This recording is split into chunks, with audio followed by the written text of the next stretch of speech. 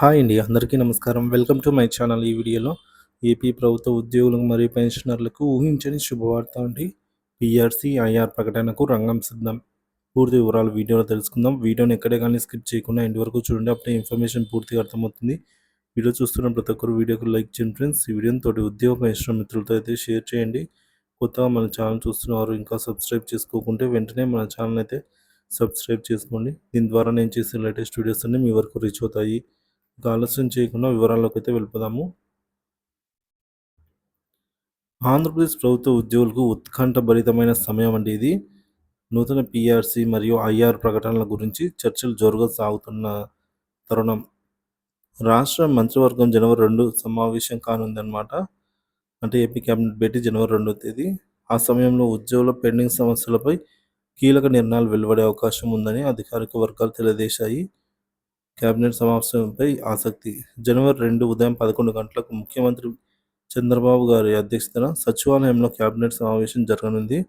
ఈ సమావేశం నూతన సంవత్సరంలో మొదటిది కావడంతో కొన్ని ముఖ్యమైన నిర్ణయాలు తీసుకునే అవకాశం ఉందని అధికారిక వర్గాలు భావిస్తున్నాయి.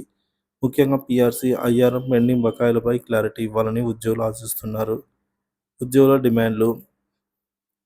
కొత్త పీఆర్సీ కోసం కమిషన్ నియామకం, పెండింగ్ బకాయిల చెల్లింపులు, 30% మధ్యంతర వృత్తి ప్రకటించడం వంటివి ఉద్యోగుల నూతన సంవత్సరం కానుకగా ఈ డిమాండ్లు నెరవేరుతాయని ఆశతో ఉన్నారు.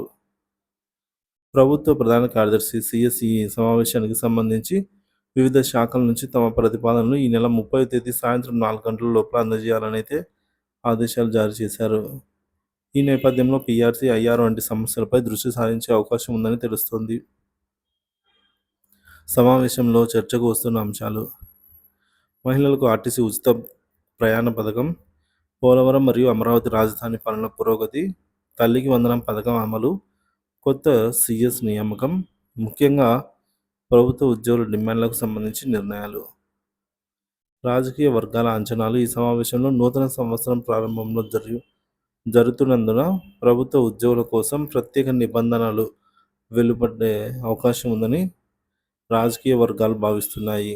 పీఆర్సీ, ఐఆర్ ప్రకటన కోసం ఉద్యోగులు ఎదురు చూస్తూ ఉన్నారని, ఈ సమయంలో వారికి శుభవార్తలు అందిస్తుందా అని ఆసక్తిగా ఎదురుచూస్తున్నారు.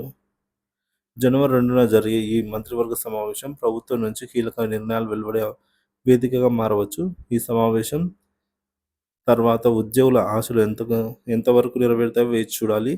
ప్రభుత్వ ప్రకటనలు వెలువడిన వెంటనే ఉద్యోగుల్లో ఆనందం చిగురుస్తుంది అనేది ఆసక్తికరమైన అంశంగా మారింది.